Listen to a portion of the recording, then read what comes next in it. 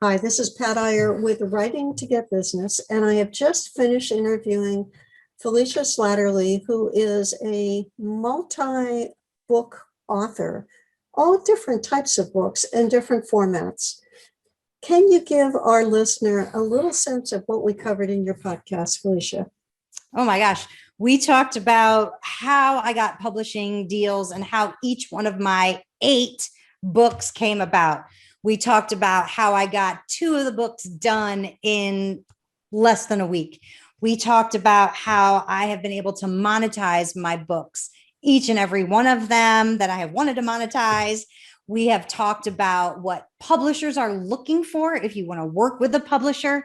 And we covered just so much ground. You got to listen. And also, we shared some recipes and food tips too, just for fun.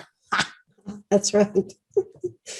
All right. So be sure to catch Felicia Slattery's podcast as she talks about her journey from her first book, which is no longer in print, to the books that are still in her head and the one that will be coming out soon, also not yet in print, but will be shortly.